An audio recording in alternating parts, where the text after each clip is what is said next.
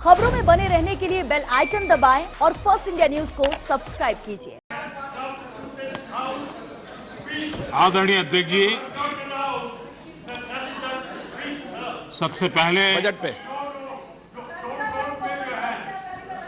मैं राष्ट्रपति जी के अभिभाषण पर धन्यवाद करता हूं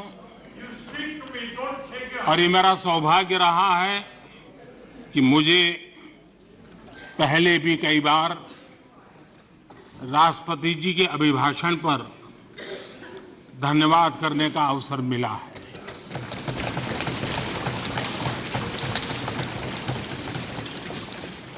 लेकिन इस बार मैं धन्यवाद के साथ साथ राष्ट्रपति महोदया जी का अभिनंदन भी करना चाहता हूं।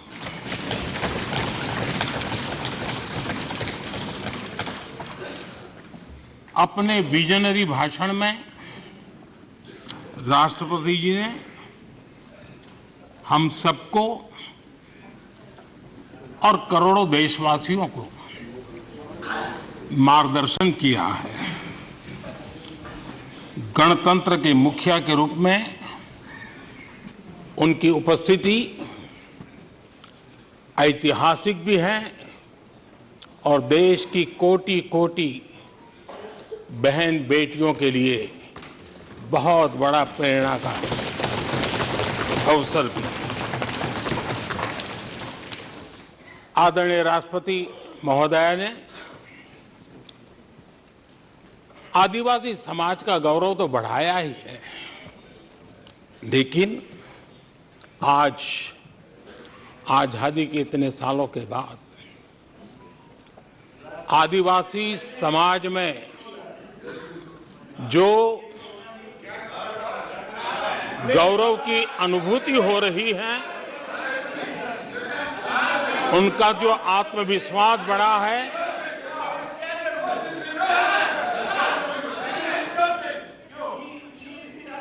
और इसके लिए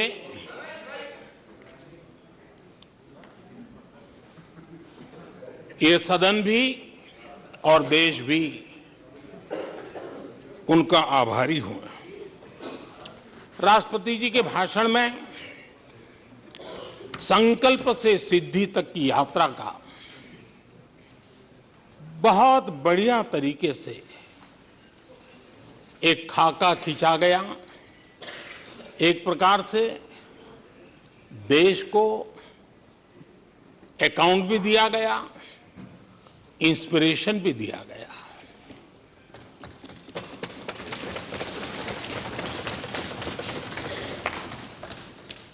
आदरणीय अध्यक्ष जी, यहां पर सभी माननीय सदस्यों ने इस चर्चा में हिस्सा लिया। हर किसी ने अपने अपने आंकड़े दिए, अपने अपने तर्क दिए और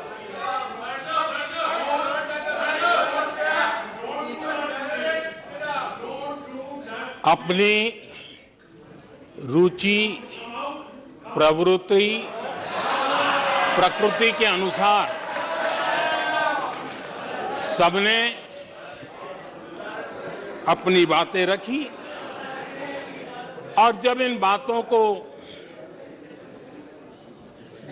गौर से सुनते हैं, उसे समझने का जब प्रयास करते हैं, तो ये भी ध्यान में आता है कि किसकी कितनी क्षमता है, किसकी कितनी योग्यता है, किसकी कितनी समझ है और किसका क्या इरादा है। ये सारी बातें प्रकट होती ही हैं और देश भली भांति तरीके से उसका मूल्यांकन भी करता है। मैं चर्चा में शामिल सभी माननीय सदस्यों का हृदय से आभार व्यक्त करता हूं, लेकिन मैं देख रहा था कल कुछ लोगों के भाषण के बाद पूरा इकोसिस्टम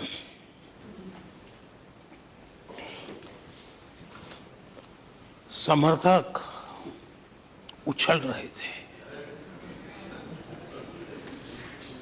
और खुश होकर के कहने लगे, ये हुई है। सदस्य, मैं अंतिम बार बोल रहा हूँ, आप सीट पर बैठे बैठे नहीं बोले, आप वरिष्ठ सदस्य हैं और कोई शब्दों को नहीं, गलत। आप चुप रहिए। नो नो,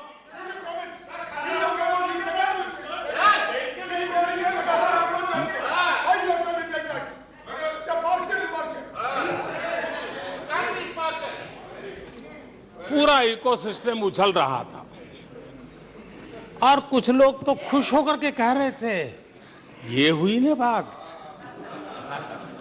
बड़ा। शायद नींद भी अच्छी आई होगी,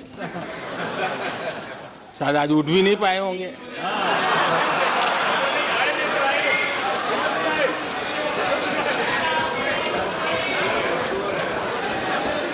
और ऐसे लोगों के लिए कहा गया है,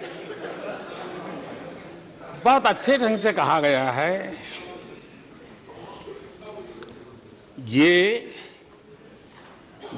कह कह कर के हम, ये कह कह कर हम दिल को बहला रहे हैं, ये कह कह के हम दिल को बहला रहे हैं।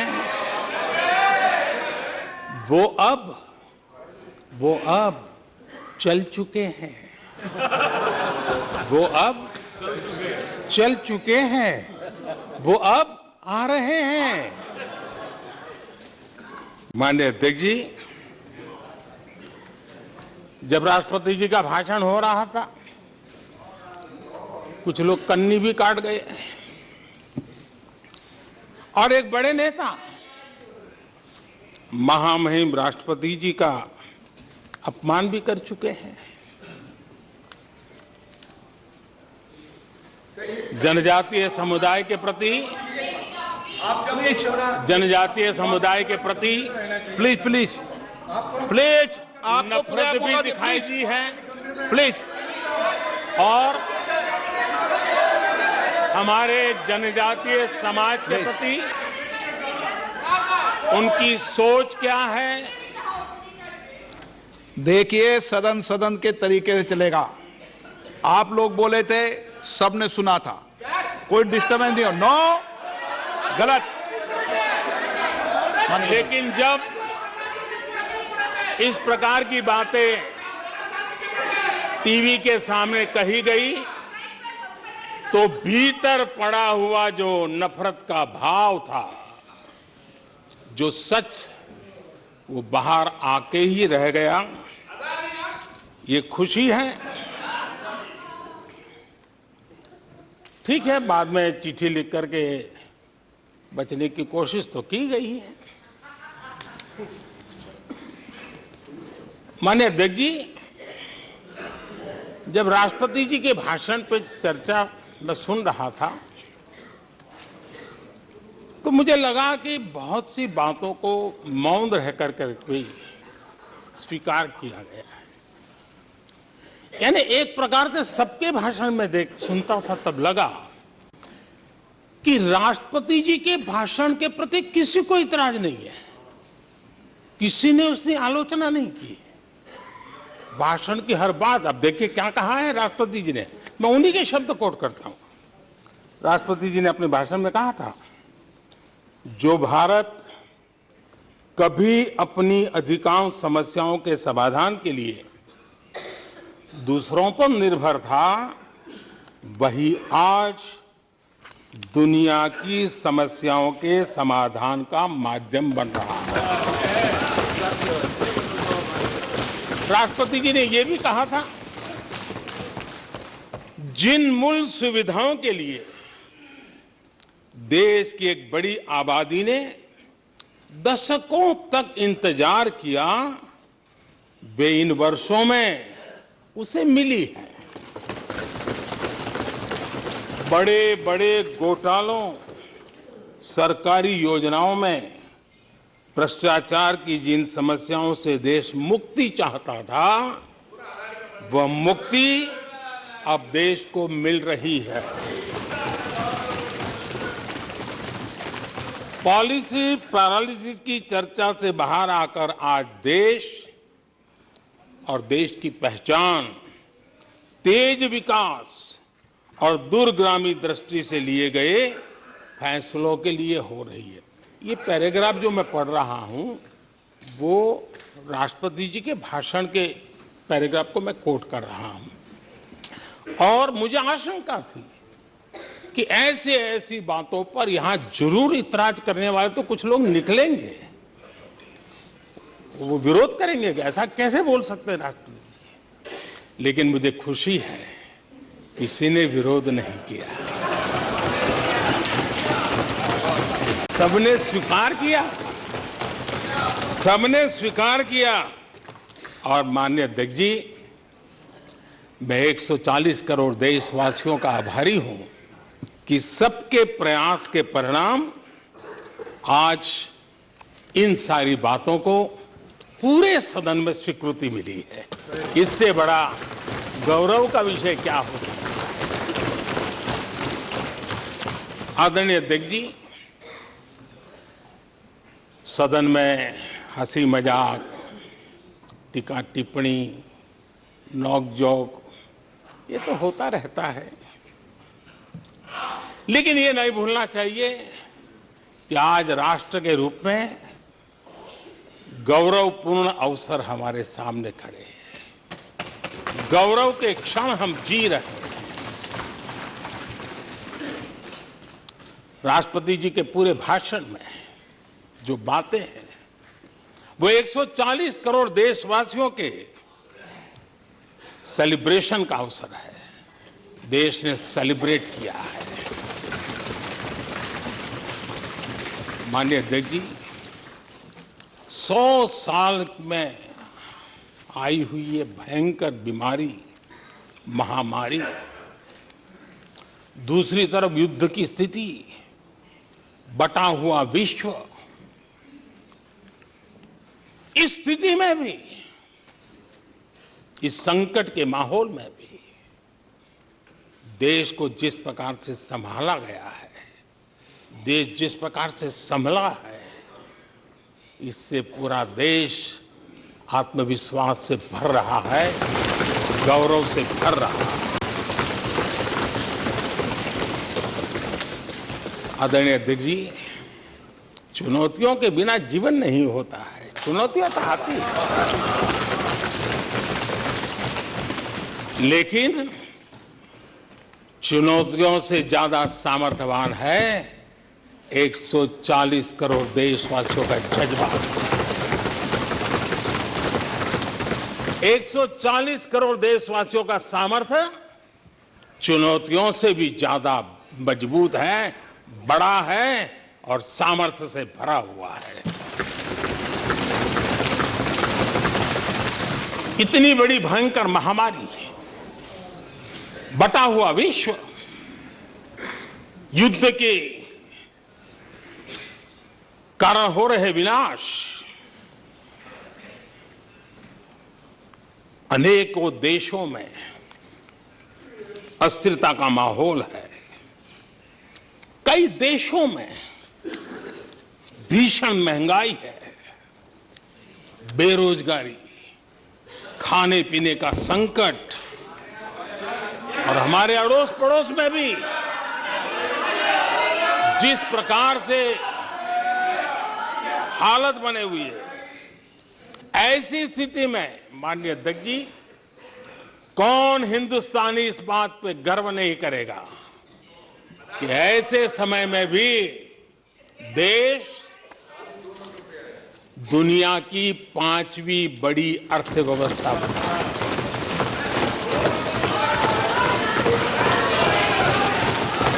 आज पूरे विश्व में भारत को लेकर के पॉजिटिविटी है, एक आशा है, भरोसा है। और माननीय अध्यक्ष जी, ये भी खुशी की बात है कि आज भारत को विश्व के समृद्ध देश ऐसे G20 समूह की अध्यक्षता का अवसर भी मिला। ये देश के लिए गर्व की बात है। ये देश के लिए गर्व की बात है। 140 करोड़ देशवासियों के लिए गौरव की बात है। लेकिन मुझे लगता है, पहले मुझे नहीं लगता था, लेकिन अभी लग रहा है शायद इससे भी कुछ लोगों को दुख हो रहा है। 140 करोड़ देशवासियों में किसी को दुख नहीं हो सकता है। वो आत्मनिरीक्षण करे, वो कौन लोग हैं जिसको इसका भी दुख हो रहा है। माननीय अध्यक्ष जी,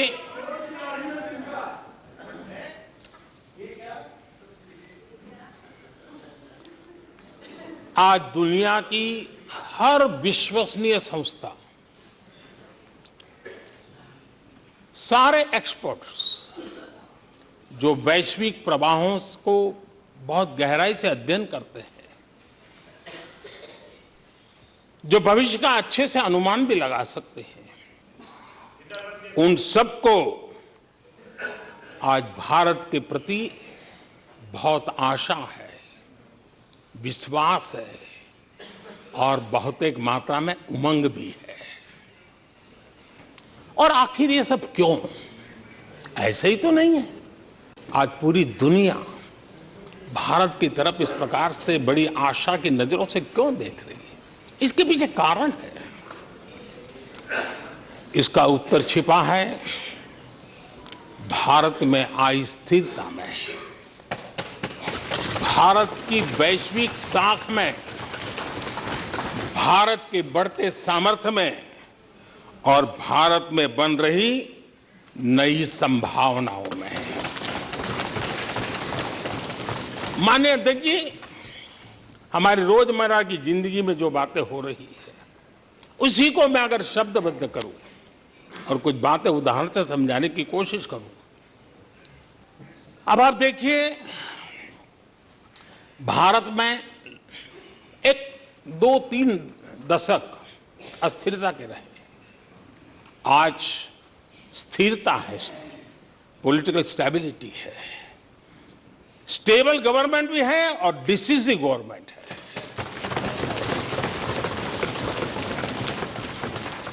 और उसका भरोसा स्वाभाविक होता है। एक निर्णायक सरकार, एक पूर्ण बहुमत से चलने वाली सरकार, वो राष्ट्रहित में फैसले लेने का सामर्थ्य रखती है। और ये वो सरकार है, रिफॉर्म आउट ऑफ कंपल्सन नहीं, रिफॉर्म आउट ऑफ कन्विक्शन हो रहे हैं। और हम इस मार्ग पर हटने वाले नहीं हैं, हम चलते रहेंगे। देश को समय की मांग के अनुसार जो चाहिए वो देते रहेंगे। माननीय अध्यक्ष जी, एक और उदाहरण की तरफ मैं जाना चाहूंगा। इस कोरोना काल में मेड इन इंडिया वैक्सीन तैयार हुई। भारत ने दुनिया का सबसे बड़ा वैक्सीनेशन अभियान चलाया।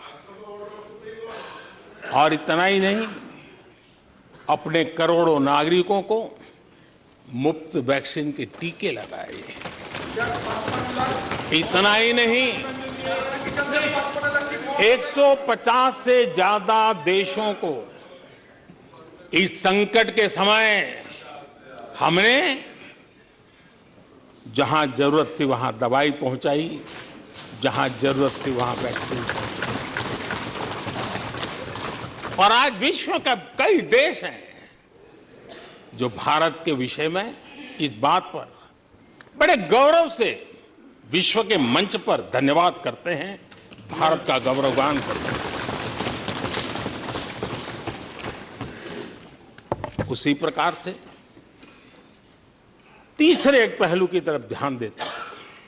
इसी संकट काल में आज भारत का डिजिटल इंफ्रास्ट्रक्चर, जिस तेजी से डिजिटल इंफ्रास्ट्रक्चर ने अपनी ताकत दिखाई है, एक आधुनिकता की तरफ बदलाव किया है, पूरा विश्व इसका अध्ययन कर रहा है। मैं पिछले दिनों G20 समिट में बाली में था। डिजिटल इंडिया की चारों तरफ वाहवाही हो रही थी और बहुत क्यूरियोसिटी थी कि देश कैसे कर रहा है। कोरोना काल में दुनिया के बड़े बड़े देश, समृद्ध देश अपने नागरिकों को आर्थिक मदद पहुंचाना चाहते थे, नोटें छापते थे, बांटते थे, लेकिन बांट नहीं पाते थे। ये देश हैं जो एक फ्रिक्शन ऑफ सेकंड में लाखों करोड़ों रुपए देशवासियों के खाते में जमा करवा देता है। हजारों करोड़ रुपए ट्रांसफर हो जाते हैं। एक समय था छोटी छोटी टेक्नोलॉजी के लिए देश तरसता था। आज देश में बहुत बड़ा फर्क महसूस हो रहा है। टेक्नोलॉजी के क्षेत्र में देश बड़ी ताकत के साथ आगे बढ़ रहा है।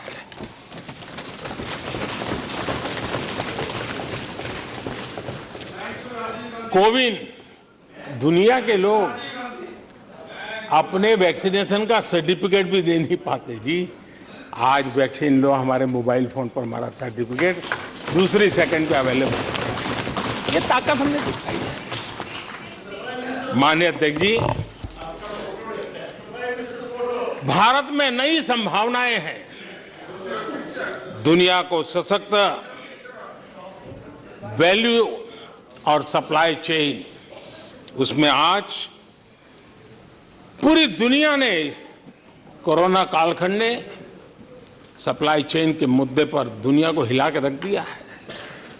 आज भारत उस कमी को पूरने की ताकत के साथ आगे बढ़ रहा है। कईयों को ये बात समझना बहुत देर लग जाएगी। भारत आज इसी दिशा में एक मैन्युफैक्चरिंग हब के रूप में उभर रहा है और दुनिया भारत की समृद्धि में अपनी समृद्धि देख रही है। माननीय अध्यक्ष जी, निराशा में डूबे हुए कुछ लोग इस देश की प्रगति को स्वीकार ही नहीं कर पा रहे हैं। उन्हें भारत के लोगों की उपलब्धियां नहीं दिखती है।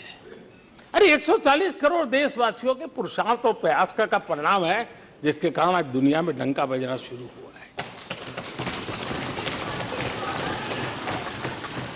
उन्हें भारत के लोगों के पुरुषार्थ और परिश्रम से प्राप्त उपलब्धियां उनको नजर नहीं आ रही हैं। माननीय अध्यक्ष जी, पिछले 9 वर्ष में भारत में 90,000 स्टार्टअप्स, और आज स्टार्टअप की दुनिया में हम दुनिया में तीसरे नंबर पर पहुंच चुके हैं। एक बहुत बड़ा स्टार्टअप इकोसिस्टम आज देश के टायर 2, टायर 3 सिटीज में भी पहुंच चुका है। हिंदुस्तान के हर कोने में पहुंचा है। भारत के युवा सामर्थ्य की पहचान बनता जा रहा है। माननीय अध्यक्ष जी, इतने कम समय में और कोरोना के विकट कालखंड में 108 यूनिकॉर्न बने हैं। और एक यूनिकॉर्न का मतलब होता है उसकी वैल्यू 6-7 हजार करोड़ से ज्यादा होती है। ये देश के नौजवानों ने करके दिखाया। माननीय अध्यक्ष जी, आज भारत दुनिया में मोबाइल मैन्युफैक्चरिंग में दुनिया में दूसरा बड़ा देश बन गया है। घरेलू विमान यात्री डोमेस्टिक एयर ट्रैफिक में आज विश्व में हम तीसरे नंबर पर पहुंच चुके हैं। एनर्जी कंजम्पशन प्रगति के एक मानदंड माना जाता है। आज भारत एनर्जी कंजम्पशन में दुनिया में एक कंज्यूमर के रूप में तीसरे नंबर पर हम पहुंच चुके हैं। रिन्यूएबल एनर्जी की कैपेसिटी में हम दुनिया में चौथे नंबर पर पहुंच चुके हैं। स्पोर्ट्स कभी हमारी कोई पूछ नहीं होती थी, कोई पूछता नहीं था। आज स्पोर्ट्स की दुनिया में हर स्तर पर भारत के खिलाड़ी अपना रुतबा दिखा रहे हैं, अपना सामर्थ्य दिखा रहे हैं। एजुकेशन समेत हर क्षेत्र में आज भारत आगे बढ़ रहा है। पहली बार, माननीय अध्यक्ष जी, गर्व होगा, पहली बार हायर एजुकेशन में एनरोलमेंट वालों की संख्या 4 करोड़ से ज्यादा हो गई। इतना ही नहीं, बेटियों की भी भागीदारी बराबर होती जा रही है।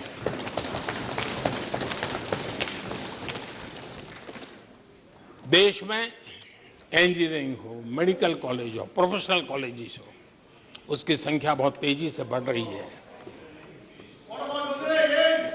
स्पोर्ट्स के अंदर भारत का परचम ओलंपिक हो, कॉमनवेल्थ हो, हर जगह पे हमारे बेटे, हमारी बेटियों ने शानदार प्रदर्शन किया है। माननीय अध्यक्ष जी, किसी भी भारतीय को ऐसी अनेक बातें मैं गिना सकता हूं। राष्ट्रपति जी ने अपने भाषण में कई बातें कही हैं। देश में हर स्तर पर, हर क्षेत्र में, हर सोच में आशा ही आशा नजर आ रही है।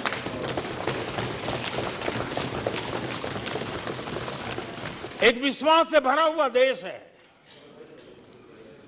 सपने और संकल्प लेकर के चलने वाला देश है। लेकिन यहां कुछ लोग ऐसे निराशा में डूबे हैं, ऐसे निराशा में डूबे हैं।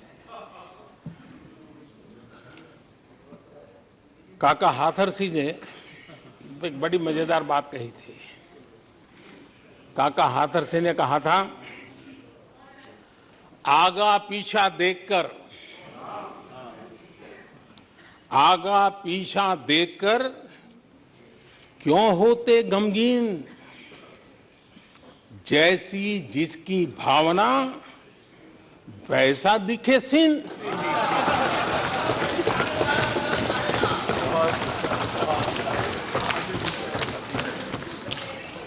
आदरणीय अध्यक्ष जी, आखिर ये निराशा भी ऐसे नहीं आई है। इसके पीछे कारण है। एक तो जनता का हुक्म, बार बार हुक्म, लेकिन साथ साथ इस निराशा के पीछे जो अंतर मन में पड़ी हुई चीज है, जो चैन से सोने नहीं देती है, और क्या है? पिछले 10 साल में 2014 के पहले 2004 से 14 भारत की अर्थव्यवस्था खस्ता हाल हो गई। निराशा नहीं होगी तो क्या होगा? 10 साल में महंगाई डबल डिजिट रही, और इसलिए कुछ अगर अच्छा होता है तो निराशा और उभर करके आती है। और जिन्होंने बेरोजगारी दूर करने के वादे किए थे,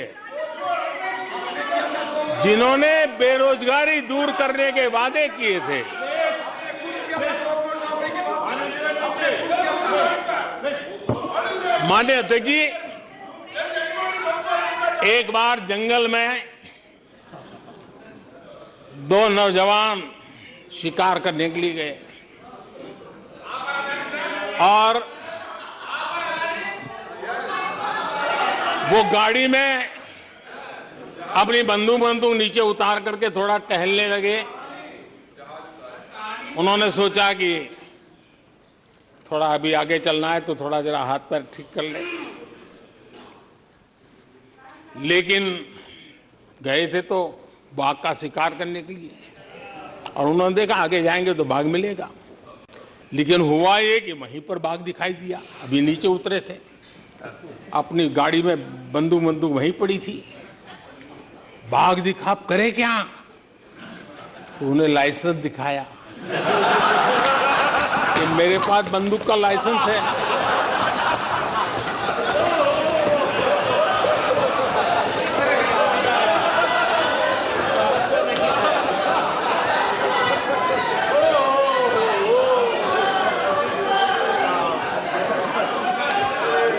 इन्होंने भी बेरोजगारी दूर करने के नाम पर कानून दिखाया, वो कानून बना दिया है। अरे देखो, कानून बना दिया है। ये इनके तरीके से पल्ला झाड़ दिया। 4 से 14 आजादी के इतिहास में सबसे घोटालों का दशक रहा, सबसे घोटाला।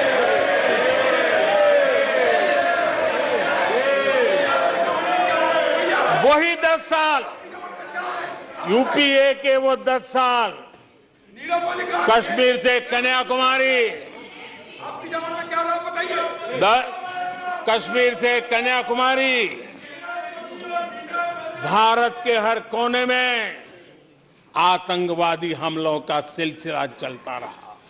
10 साल हर नागरिक असुरक्षित था। चारों तरफ यही सूचना रहती थी कि कोई अनजानी चीज को हाथ मत लगाना, अनजानी चीज से दूर रहना, वही खबरें रहती थी। 10 साल में जम्मू कश्मीर से लेकर नॉर्थ ईस्ट तक हिंसा ही हिंसा देश का शिकार हो गया था। उस 10 साल में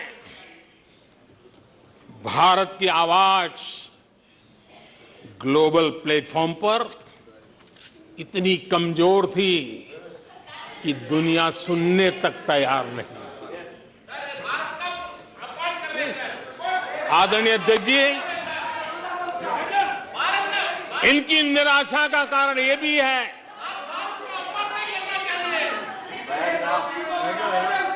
आज जब देश की क्षमता का परिचय हो रहा है, 140 करोड़ देशवासियों का सामर्थ्य खिल रहा है, खुल करके सामने आ रहा है।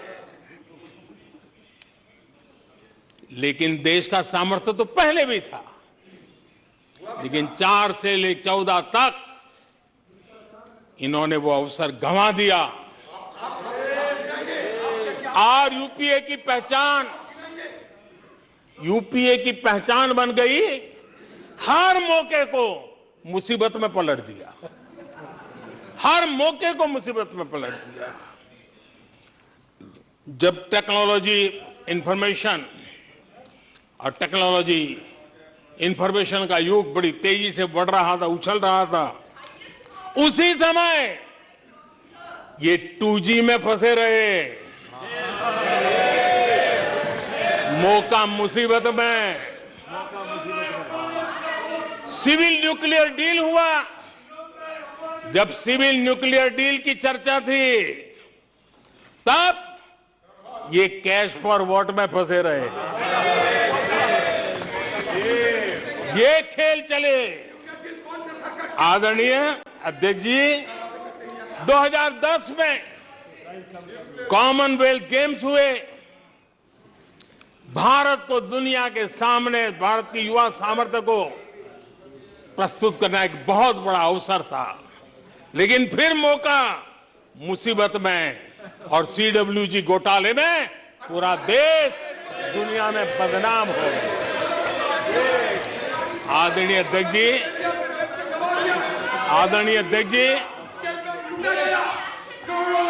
सदी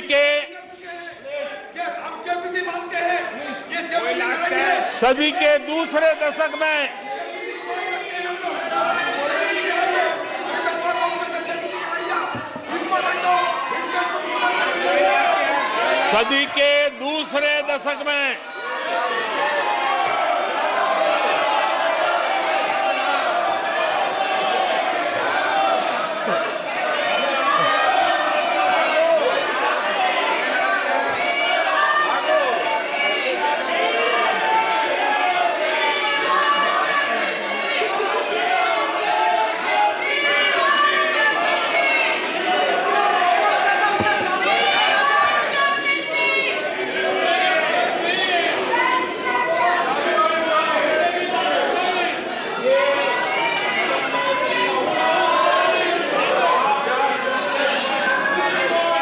उचित नहीं है, ये संसदीय परंपराओं के अनुरूप नहीं है।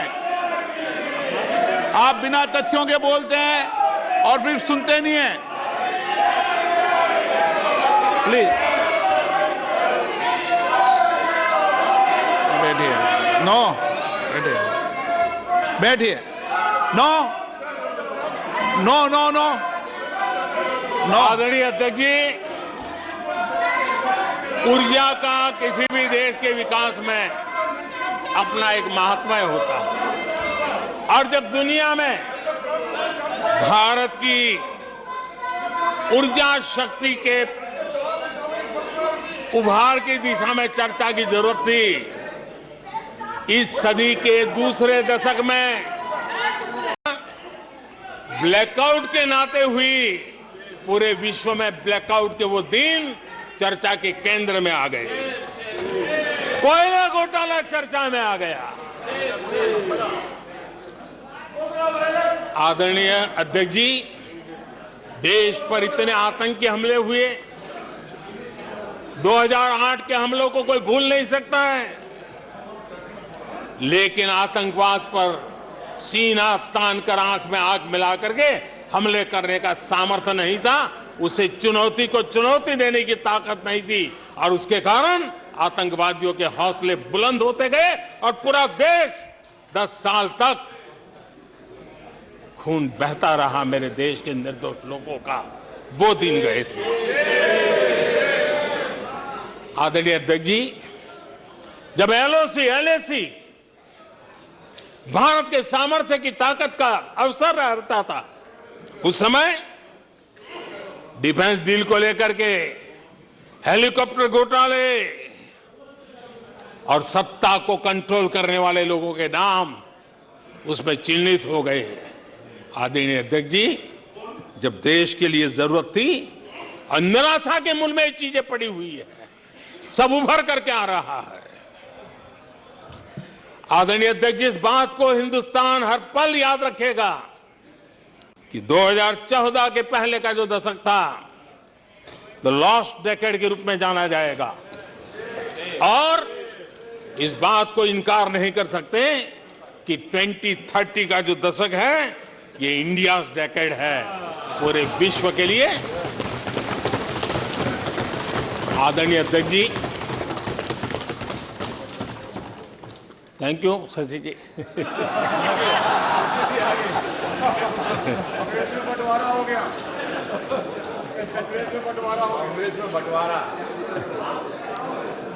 आदरणीय अध्यक्ष जी,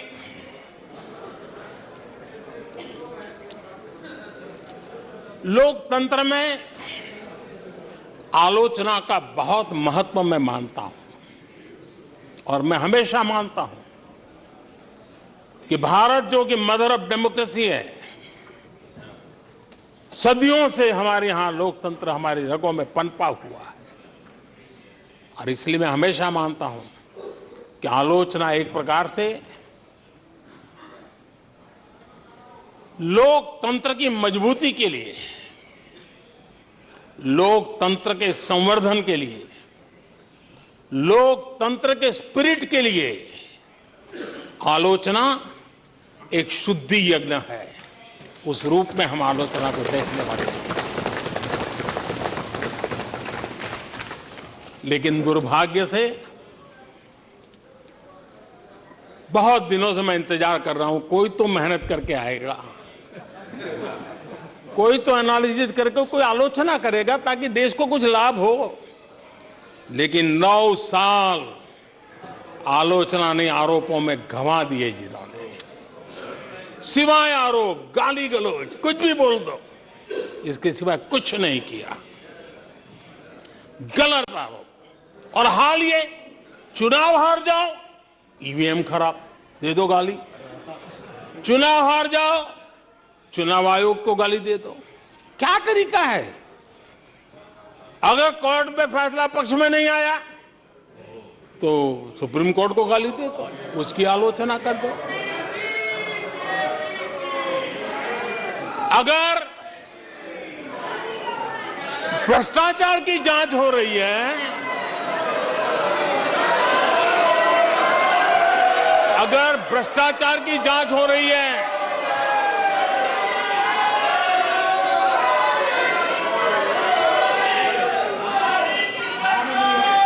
माननीय अध्यक्ष जी, अगर भ्रष्टाचार की जांच हो रही है तो जांच एजेंसियों को गाली दो। अगर सेना पराक्रम करे, सेना अपना शौर्य दिखाए और वो नैरेटिव देश के जन जन के अंदर एक नया विश्वास पैदा करे, तो सेना की आलोचना करो, सेना को गाली दो, सेना पर आरोप करो। कभी आर्थिक देश की प्रगति की खबरें आए, आर्थिक प्रगति की चर्चा हो, विश्व के सारे संस्थान भारत के आर्थिक गौरवगान करे, तो यहां से निकलो, आरबीआई को गाली दो, भारत के आर्थिक संस्थानों को गाली दो। आदरणीय अध्यक्ष जी, हमने 9 साल देखा है, माननीय कंस्ट्रक्टिव क्रिटिसिज्म की जगह, माननीय आप सदन के नेता हैं, आप माननीय सदस्यों को समझा दें। लोकतंत्र के लिए जिसकी आवश्यकता ये है, संसदीय परंपरा के अनुरूप नहीं है कि बैठे बैठे बोलें। नो, गलत, नो, नो, आपने भी बोला है, गलत तरीका है ये। नो, बैठ जाइए, गलत तरीका है। ना, जब सदन के नेता बोल रहे हैं तो आपको मर्यादा से सुनना चाहिए। प्लीज बैठिए। माननीय प्रधानमंत्री जी। माननीय अध्यक्ष जी, पिछले 9 साल हमने देखा है कुछ लोगों की बैंक्रप्सी को देखा है कि कंस्ट्रक्टिव क्रिटिसिज्म की जगह कंपल्सिव क्रिटिक्स ने ले ली है, और ये कंपल्सिव क्रिटिक्स इसी में डूबे हुए हैं, खोए हुए हैं। माननीय अध्यक्ष जी, सदन में भ्रष्टाचार की जांच करने वाली एजेंसियों के बारे में बहुत कुछ कहा गया, और मैंने देखा कि बहुत सारे विपक्ष के लोग इस विषय में सुर मिला रहे थे। मिले मेरा तेरा सुर।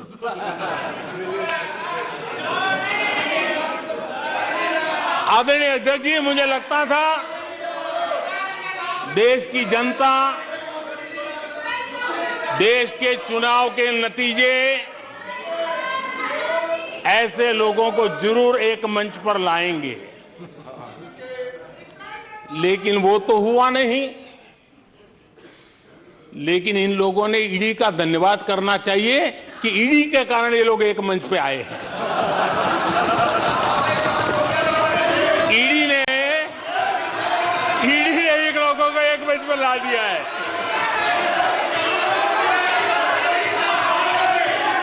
और इसलिए जो काम देश के मतदाता नहीं कर पाए,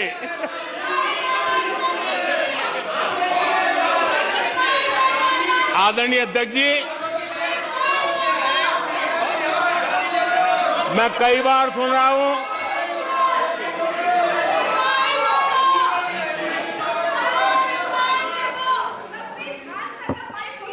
माननीय अध्यक्ष जी, मैं कई बार सुन रहा हूं यहां कुछ लोगों को हार्वर्ड स्टडी का बड़ा क्रेज है।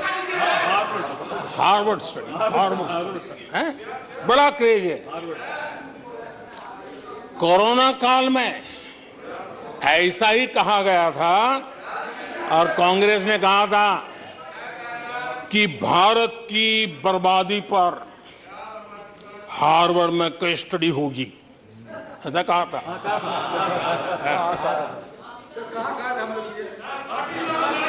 और कल फिर सदन में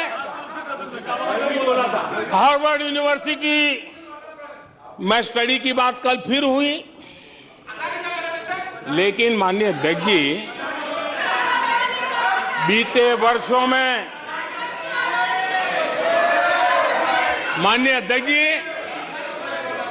बीते वर्षों में हार्वर्ड में एक बहुत बढ़िया स्टडी हुई है, बहुत इंपॉर्टेंट स्टडी हुई है। और उस स्टडी है, उसका टॉपिक क्या था मैं जरूर सदन को बताना चाहूंगा। और ये स्टडी हो चुकी है। स्टडी है the rise and decline of India's Congress party. ये स्टडी हो चुका है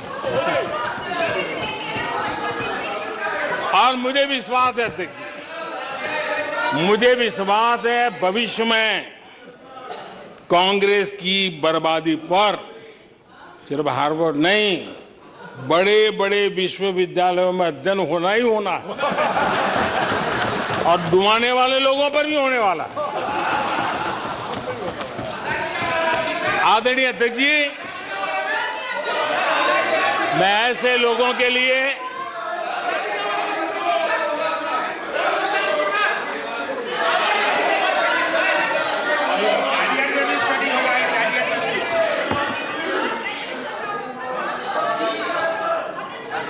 आदरणीय अध्यक्ष जी,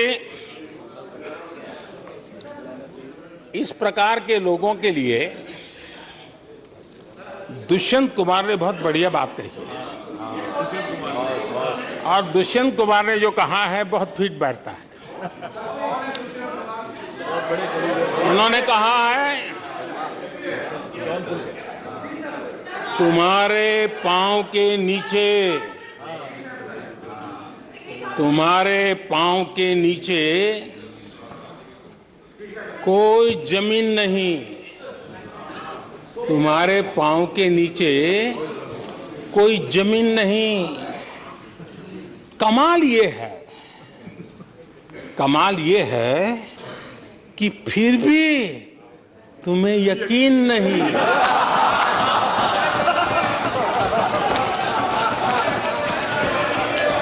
माननीय अध्यक्ष जी,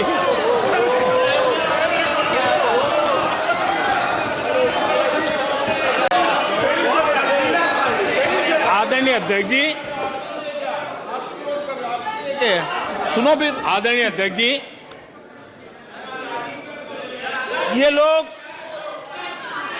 बिना सर पैर की बातें करने के आदी होने के कारण उनको ये भी याद नहीं रहता है कि वो खुद का कितना कॉन्ट्राडिक्शन कहते हैं। कभी एक बात, कभी दूसरी बात, कभी एक तरफ, कभी दूसरी तरफ। हो सकता है वो आत्मचिंतन करके खुद के अंदर जो विरोधाभास है उसको भी तो ठीक करेंगे। अब 2014 से ये लगातार कोस रहे हैं, हर मौके पर कोस रहे हैं, भारत कमजोर हो रहा है, भारत की कोई सुनने को तैयार नहीं है, भारत की दुनिया में कोई वजूद नहीं रहा, न जाने क्या क्या कहा। और अब क्या कह रहे हैं? अब कह रहे हैं कि भारत इतना मजबूत हो गया है कि दूसरे देशों को दबकाकर फैसले करवा रहा है।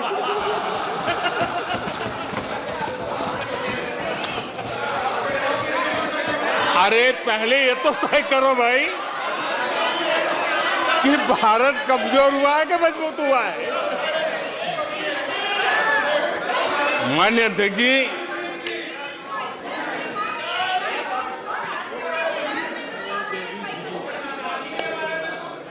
माननीय अध्यक्ष जी, कोई भी जीवंत संगठन होता है, अगर एक जीवंत व्यवस्था होती है, जो जमीन से जुड़ी हुई व्यवस्था होती है, वे जनता जनार्दन में क्या चलता है, लोगों के अंदर उसका चिंतन करता है, उसे कुछ सीखने की कोशिश करता है और अपनी राह भी समय रहते हुए बदलता रहता है। लेकिन जो अहंकार में डूबे होते हैं, जो बस सब कुछ हम ही को ज्ञान है, सब हमारा ये सही सही है, ऐसी जो सोच में जीते हैं, उनको लगता है कि मोदी को गाली दे करके ही हमारा रास्ता निकलेगा। मोदी पर झूठे अनाप शनाप कीचड़ उछाल करके ही रास्ता निकलेगा। अब 22 साल बीत गए, वो गलतफहमी पाल करके बैठे हुए हैं।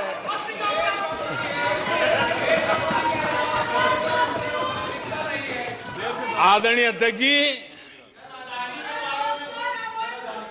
मोदी पे भरोसा अखबार की सुर्खियों से पैदा नहीं हुआ है। मोदी पे ये भरोसा टीवी पर चमकते चेहरों से नहीं हुआ है।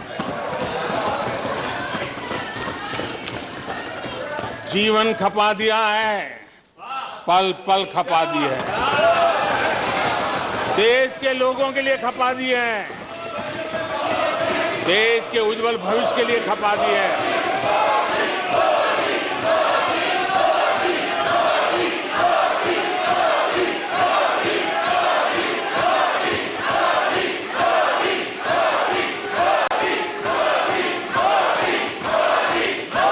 आदरणीय अध्यक्ष जी, आदरणीय अध्यक्ष जी,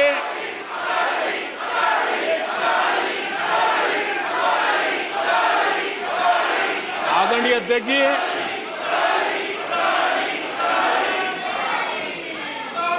जो देशवासियों का मोदी पर भरोसा है, ये इनकी समझ के दायरे से बाहर है और समझ के दायरे से भी काफी ऊपर है।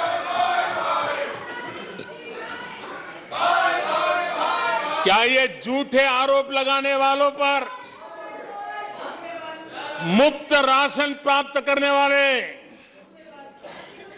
मेरे देश के 80 करोड़ देशवासी क्या कभी उन पर भरोसा करेंगे क्या?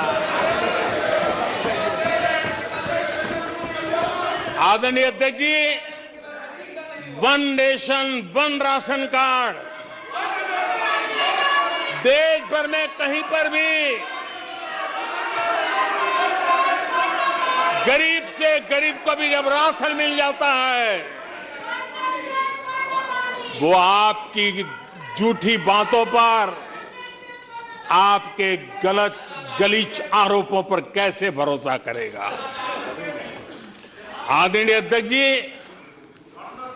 जिस किसान के खाते में साल में 3 बार पीएम किसान सम्मान निधि के 11 करोड़ किसानों के खाते में पैसा जमा होते हैं, वो आपकी गालियां, आपके झूठे आरोपों पर विश्वास कैसा करेगा? आदरणीय अध्यक्ष जी, जो कल फुटपाथ पर जिंदगी जीने के लिए मजबूर था, जो झुग्गी झोपड़ी में जिंदगी बसर करता था, ऐसे 3 करोड़ से ज्यादा लोगों को पक्के घर मिले हैं।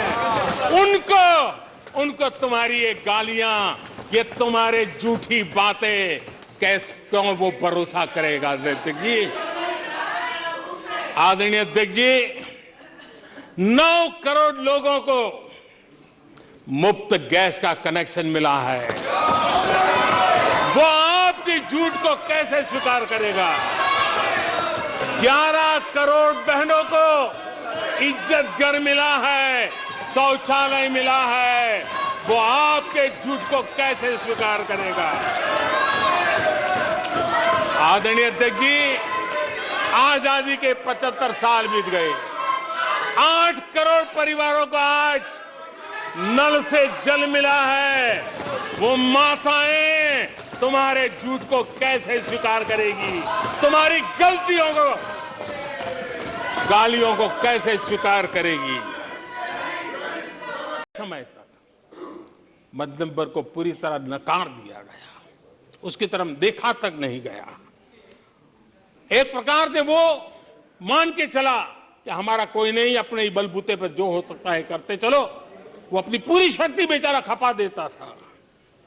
लेकिन हमारी सरकार, एनडीए सरकार ने मध्यम वर्ग की ईमानदारी को पहचाना है, उन्हें सुरक्षा प्रदान की है और आज हमारा परिश्रमी मध्यम वर्ग देश को नई ऊंचाई पर ले जा रहा है।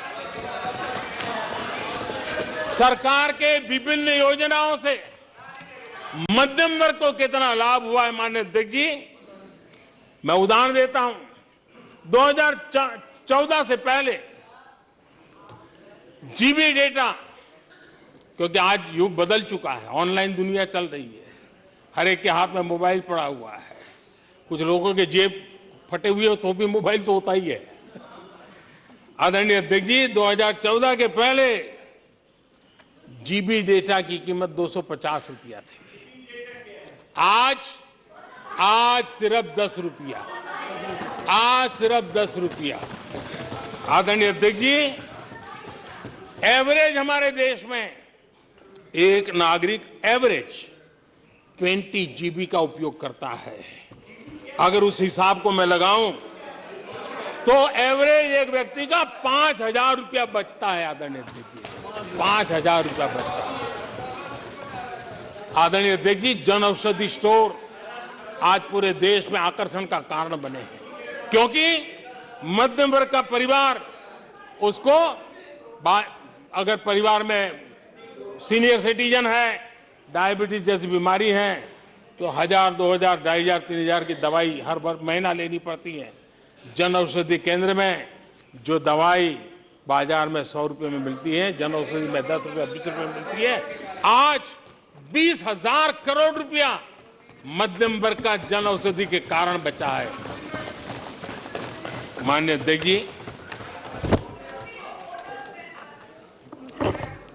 हर मध्यम वर्गीय परिवार की एक सपना रहता है खुद का घर बने, और अर्बन इलाके में होम लोन के लिए बड़ी व्यवस्था करने का काम हमने किया। और रेरा का कानून बनाने के कारण जो कभी इस प्रकार के तत्व मध्यम वर्ग की मेहनत की कमाई को सालों तक डुबो कर रख देते थे, उसमें से मुक्ति दिला करके उसको एक नया विश्वास देने का काम हमने किया, और उसके कारण खुद का घर बनाने की उसकी सहूलियत बढ़ गई है। आदरणीय अध्यक्ष जी, हर मध्यम वर्गीय परिवार को अपने बच्चों के भविष्य के लिए, उसके उच्च शिक्षा के लिए उसके मन में एक रहता है, मंसूबा रहता है। वो चाहता है आज जितनी मात्रा में मेडिकल कॉलेजेस हो, इंजीनियरिंग कॉलेज हो, प्रोफेशनल कॉलेजों की संख्या बढ़ाई गई है, सीटें बढ़ाई गई हैं, उसने मध्यम वर्ग के एस्पिरेशन को बहुत उत्तम तरीके से एड्रेस किया है। उसको विश्वास होने लगा है कि उनके बच्चों का उज्जवल भविष्य निर्धारित है। आदरणीय अध्यक्ष जी, देश को आगे बढ़ाना है तो भारत को आधुनिकता की तरफ गए बिना कोई चारा नहीं, और समय की मांग है कि अब समय नहीं गंवा सकते, और इसलिए हमने इंफ्रास्ट्रक्चर की तरफ बहुत बड़ा ध्यान दिया है। और ये भी माने स्वीकार रखा, भारत की एक जमाने में पहचान थी गुलामी के कालखंड के पहले। गुलामी के कालखंड के पहले ये देश आर्किटेक्चर के लिए, इंफ्रास्ट्रक्चर के लिए दुनिया में उसकी ताकत थी, पहचान थी। गुलामी के कालखंड में सारा नष्ट हो गया। देश आजाद होने के बाद वो दिन दोबारा में आएगा ऐसी आशा थी, लेकिन वो भी समय बीत गया। जो होना चाहिए था, जिस गति से होना चाहिए, जिस स्केल से होना चाहिए था, वो हम नहीं कर पाए। आज आज उसमें बहुत बड़ा बदलाव इस दशक में देखा जा रहा है। सड़क हो, समुद्री मार्ग हो, व्यापार हो, वाटरवेज हो, हर क्षेत्र में आज इंफ्रास्ट्रक्चर का कायाकल्प देख रहा है। हाईवे पर रिकॉर्ड निवेश हो रहा है माननीय अध्यक्ष जी। दुनिया भर में आज चौड़ी सड़कों की बात होती है।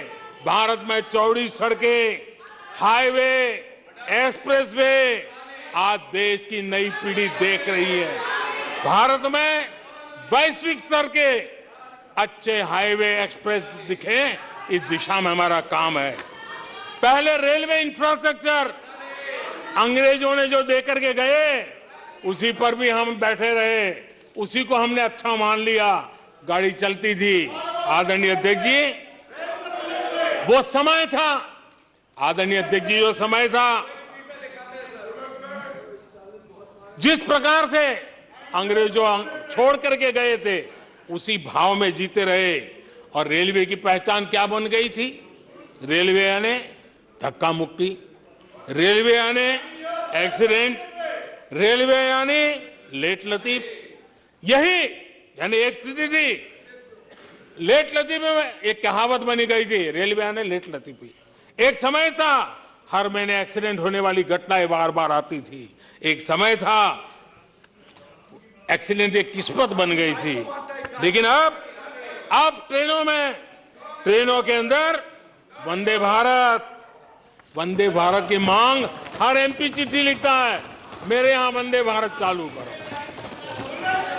आज रेलवे स्टेशनों का कायाकल्प हो रहा है, आज एयरपोर्ट का कायाकल्प हो रहा है। 70 साल में 70 एयरपोर्ट, 70 साल में 70 एयरपोर्ट, 9 साल में 70 एयरपोर्ट। देश में वाटरवेज भी बन रहा है।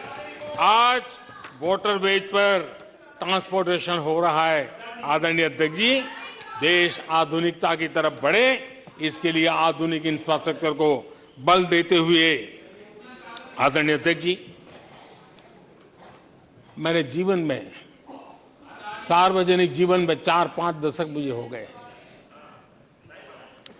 और मैं हिंदुस्तान के गांवों से गुजरा हुआ इंसान, 4-5 दशक तक उसमें से एक लंबा कालखंड परिव्राजक के रूप में बिताया है। हर स्तर के परिवारों से बैठने उठने का, बात करने का अवसर मिला और इसलिए भारत के हर भूभाग को, समाज की हर भावना से परिचित हूं। और मैं इसके आधार पर कह सकता हूं और बड़े विश्वास से कह सकता हूं कि भारत का सामान्य मानवी पॉजिटिविटी से भरा हुआ है। सकारात्मकता उसके स्वभाव का, उसके संस्कार का हिस्सा है। भारतीय समाज नेगेटिविटी को सहन कर लेता है, स्वीकार नहीं करता, ये उसकी प्रकृति नहीं। भारतीय समुदाय का स्वभाव खुशमिजाज है, स्वप्नशील समाज है, सत्कर्म के रास्ते पर चलने वाला समाज है, सृजन कार्य से जुड़ा हुआ समाज है।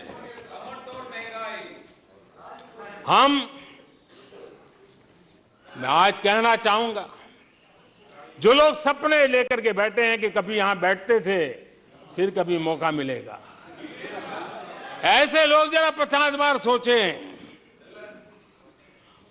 अपने तौर तरीकों पर जरा पुनर्विचार करें। लोकतंत्र में आपको भी आत्मचिंतन करने की आवश्यकता है। आधार आज डिजिटल लेन देन का सबसे बड़ा महत्वपूर्ण अंग बन गया। आपने उसको भी निराधार करके रख दिया था, अब उसके भी पीछे पड़ गए थे। उसको भी रोकने के लिए कोर्ट कचहरी तक को छोड़ा नहीं था। जीएसटी को न जाने क्या क्या कह दिया गया, पता नहीं। लेकिन आज हिंदुस्तान की अर्थव्यवस्था को और सामान्य मानवी को जीवन सुगम बनाने में जीएसटी ने एक बहुत बड़ी भूमिका अदा की। वो जमा HAL को कितनी गालियां दी गई, किस प्रकार से बड़े बड़े फोरम का मिसयूज किया गया। आज एशिया का सबसे बड़ा हेलीकॉप्टर बनाने वाला हब बन चुका है, जहां से तेजस हवाई जहाज सैकड़ों की संख्या में बन रहे हैं। भारतीय सेना के हजारों करोड़ रुपए का ऑर्डर आज HAL के पास है। भारत के अंदर आज वाइब्रेंट डिफेंस इंडस्ट्री आगे आ रही है। आज भारत डिफेंस एक्सपोर्ट करने लगा है। माननीय अध्यक्ष जी, हिंदुस्तान के हर नौजवान को गर्व होता है, निराशा में डूबे हुए लोगों से अपेक्षा नहीं है। आदरणीय अध्यक्ष जी, आप जानते हैं भली भांति, समय सिद्ध कर रहा है, जो कभी यहां बैठते थे वो वहां जाने के बाद भी फेल हुए हैं, वहां जाने के बाद भी फेल हुए हैं, और देश पास होता जा रहा है, डिस्टिंक्शन पे जा रहा है। और इसलिए समय की मांग है कि आज निराशा में डूबे हुए लोग थोड़ा स्वस्थ मन रख के आत्मचिंतन करें। आदरणीय अध्यक्ष जी, यहां जम्मू कश्मीर की भी चर्चा हुई, जम्मू कश्मीर की भी चर्चा हुई, और जो अभी अभी जम्मू कश्मीर घूम कर के आए, उन्होंने देखा होगा कितने आन बान शान के साथ आप जम्मू कश्मीर में जा सकते, घूम सकते, फिर सकते। आदरणीय अध्यक्ष जी, पिछली शताब्दी के उत्तरार्ध में, आदरणीय अध्यक्ष जी, पिछली शताब्दी के उत्तरार्ध में मैं भी जम्मू कश्मीर में यात्रा लेके गया था और लाल चौक में तिरंगा फहराने का संकल्प लेकर के चला था। और तब आतंकवादियों ने पोस्टर लगाए थे, आतंकवादियों ने पोस्टर लगाए थे उस समय, और कहा था कि देखते हैं किसने अपनी मां का दूध पिया है जो लाल चौक में आके तिरंगा फहराता है। पोस्टर लगे थे। और उस दिन वो 24 जनवरी थी, मैंने जम्मू के अंदर बड़ी सभा में कहा था, अध्यक्ष जी मैं पिछली शताब्दी की बात कर रहा हूं, और तब मैंने कहा था आतंकवादी कान खोल करके सुन ले। उस दिन मैंने कहा था आतंकवादी कान खोल करके सुन ले। 26 जनवरी को ठीक 11 बजे मैं लाल चौक पहुंचूंगा, बिना सिक्योरिटी आऊंगा, बुलेट प्रूफ जैकेट के बिना आऊंगा, और फैसला लाल चौक में होगा किसने अपनी मां का दूध पिया।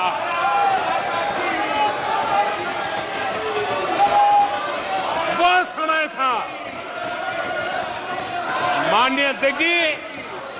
और जब श्रीनगर के लाल चौक में तिरंगा फहराया, उसके बाद मैंने मीडिया के लोग पूछने लगे, मैंने कहा था कि आमतौर पर तो 15 अगस्त और 26 जनवरी को जब भारत का तिरंगा लहराता है तो भारत के आयुध, भारत के बारूद सलामी देते हैं, आवाज करके देते हैं।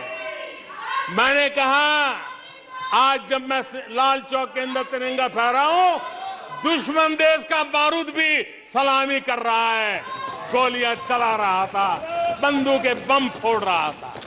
आदरणीय अध्यक्ष जी, आज जो शांति आई है, आज चैन से जा सकते हैं, सैकड़ों की तादाद में जा सकते हैं। ये माहौल और पर्यटन की दुनिया में कई दशकों के बाद सारे रिकॉर्ड जम्मू कश्मीर ने तोड़े हैं। आज जम्मू कश्मीर में लोकतंत्र का उत्सव मनाया जा रहा है।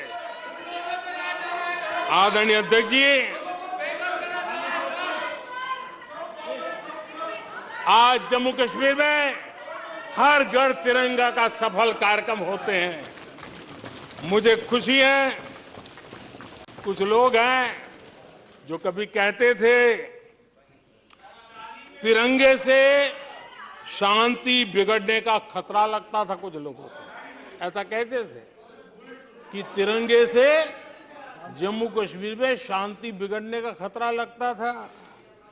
वक्त देखिए, वक्त का मजा देखिए, अब वो भी तिरंगा यात्रा में शरीक हो रहे हैं।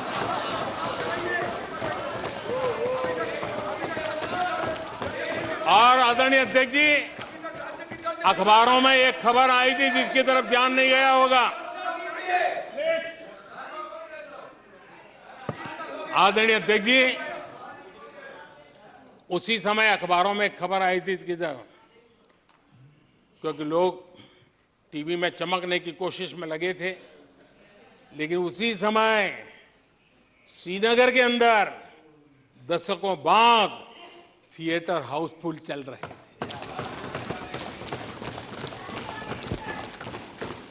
और अलगाववादी दूर दूर तक नजर नहीं आते थे। अब ये भी देश ने देखा है। आदरणीय अध्यक्ष जी, अभी हमारे साथी आखिरी हमारे माननीय सदस्य नॉर्थ ईस्ट के लिए कह रहे थे, मैं कहूंगा जरा एक बार नॉर्थ ईस्ट हो आइए। आपके जमाने का नॉर्थ ईस्ट और आज के जमाने का नॉर्थ ईस्ट देखिए। आधुनिक चौड़े हाईवे हैं, रेल की सुख सुविधा वाली सफर है, आप आराम से हवाई जहाज से जा सकते हैं। नॉर्थ ईस्ट के हर कोने में आज बड़ी, और मैं गर्व के साथ कहता हूं, आजादी का 75 साल मना रहे हैं, तब मैं गर्व से कहता हूं 9 साल में करीब करीब 7500 7,500 7,500 जो हथियार के रास्ते पे चल पड़े थे, ऐसे लोगों ने सरेंडर किया और अलगाववादी प्रवृत्ति छोड़ करके मुख्य धारा में आने का काम किया है। आदरणीय अध्यक्ष जी, आज त्रिपुरा में लाखों परिवारों को पक्का घर मिला है, उसकी खुशी में मुझे शरीक होने का अवसर मिला। जब मैंने त्रिपुरा में हीरा योजना की बात कही थी, तब मैंने कहा था हाईवे, हाईवे, रेलवे और एयरवे, ये हीरा का आज सफलतापूर्वक त्रिपुरा की धरती पर मजबूती नजर आ रही है। त्रिपुरा तेज गति से आज भारत की विकास यात्रा का भागीदार बना है। आदरणीय अध्यक्ष जी, मैं जानता हूं सच सुनने के लिए भी बहुत सामर्थ्य लगता है। आदरणीय अध्यक्ष जी, झूठे गंदे आरोपों को सुनने के लिए भी बहुत बड़ा धैर्य लगता है, और मैं इन सबका अभिनंदन करता हूं जिन्होंने धैर्य के साथ गंदी से गंदी बातें सुनने का ताकत दिखाई है। ये अभिनंदन के अधिकारी हैं। लेकिन जो सच सुनने का सामर्थ्य नहीं रखते हैं, वो कितनी निराशा की गर्त में डूब चुके होंगे, इसका देश आज सबूत देख रहा है। माननीय अध्यक्ष जी,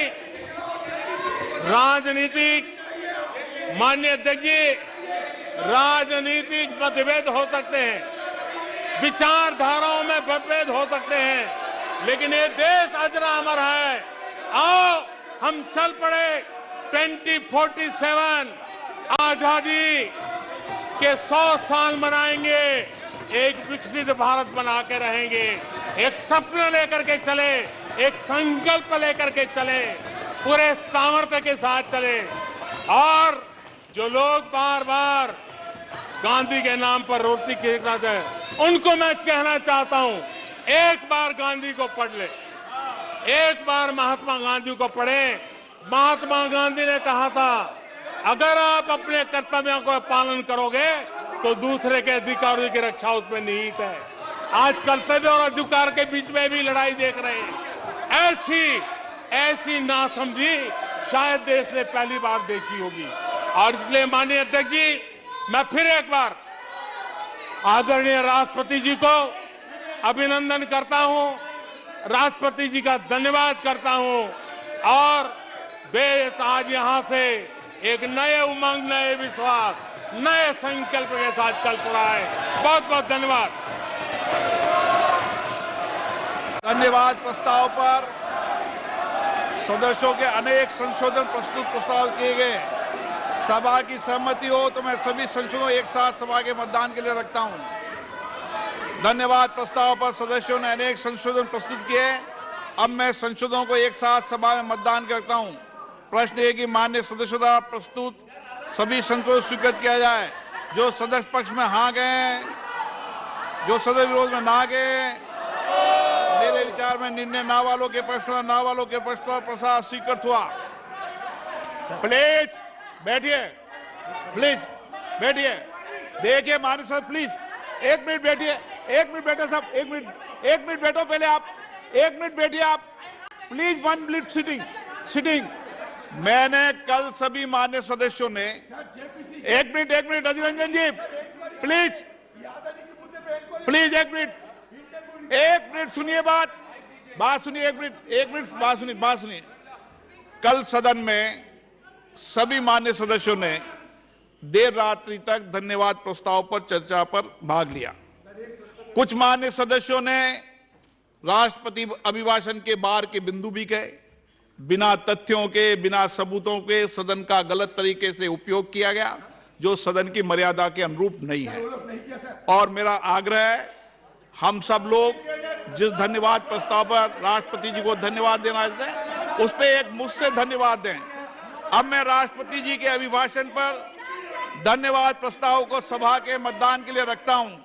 प्रश्न है कि राष्ट्रपति की सेवा में निम्नलिखित शब्दों में एक समावेदन प्रस्तुत किया जाए कि इस सत्र में समवेत लोकसभा के सदस्य राष्ट्रपति के उस अभिभाषण के लिए जो उन्होंने 31 जनवरी 2023 को एक साथ समवेत संसद की दोनों सभाओं के समक्ष देने की कृपा की, उनके अत्यंत आभारी हैं।